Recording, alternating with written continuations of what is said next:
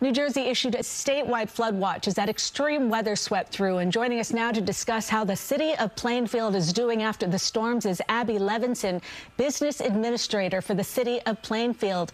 Abby, welcome. And how did Plainfield prepare for yesterday's storms in the midst of two major flooding events earlier this month? Yes, thank you. Thanks for having me. We definitely prepared yesterday differently than we had prepared in June, because now, as you said, we've had two major weather events, and we've learned some lessons. So we closed the roads that we know regularly flood early in the day. We closed those roads. We had blockades up.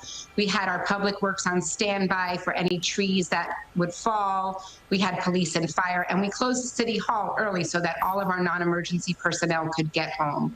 We also did robocalls and social media posts, really encouraging residents to stay off the roads and be safe. And Abby, can you walk us through any specific areas in Plainfield that were hit the hardest? Yes, so in Plainfield, we have the Green Brook, and so anything that runs parallel to that, they tend to get the most water in those areas. Leland Ave especially gets hit the hardest. The Milk Campbell area, where our retention basin is, sometimes that overflows and those areas get hit. And how's the city responding to residents in need? Are there any emergency shelters available? Yeah, so we open our senior center as an emergency shelter on nights that we have big weather events, also when it's extreme, any extreme weather, cold, heat. But we also have been very lucky that our residents have come together with donations, and we have a grant application process by which we are able to give residents some monetary relief for the damages that they have suffered. And what will the recovery efforts going forward look like? That's a great question. We recently bonded for $5 million just to recover from these two July storms, and that's money to be spent on infrastructure repairs. A lot of our roads were torn up. A lot of our curbing, when trees came down and the roots came up, a lot of our curbing was damaged. Disposal of people's items in their basements and vegetative waste. That's what it's looking like for us right now. And has anything changed in the city's response strategy since this month's storms?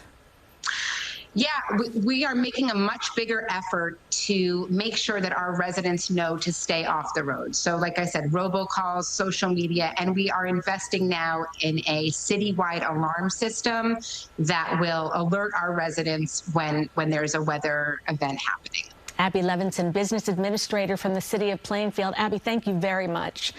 Thanks for having me. On Staten Island, water was seen shooting up out of the street as the rain overwhelmed storm drains. Some drivers trying to navigate the flooded roadways ended up getting stuck, but firefighters were out there quickly clearing the drains and helping people get to dry ground. And in New Jersey, this was the view from the window of an NJ Transit train in South Amboy. You can see the flooded tracks. And as we mentioned earlier, heavy rain was too much at times for some storm drains in Plainfield, which was hit by devastating flash floods just weeks ago. Let's get right to John Elliott in our virtual studio. And John, the good news is today's weather's completely a different story. Oh, Cindy, we've got great news. Compared to all of those pictures, look at these numbers. There's, 63 to 72. Those are the current temperatures. Cooler than yesterday? Absolutely. Up to 25 degrees cooler. Oh, wait, there's more.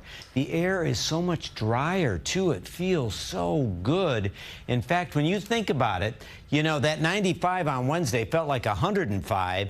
And then today, 30 degrees cooler. And, we're going to see some brighter skies. We'll take a little virtual flyby with Chevy Chopper 2. And as we set our sights on the afternoon, we'll see a little bit more sun, and then we're going to see a lot more sun. Big ridge of high pressure building in, going to serve up delightful numbers and some really fine summer weather.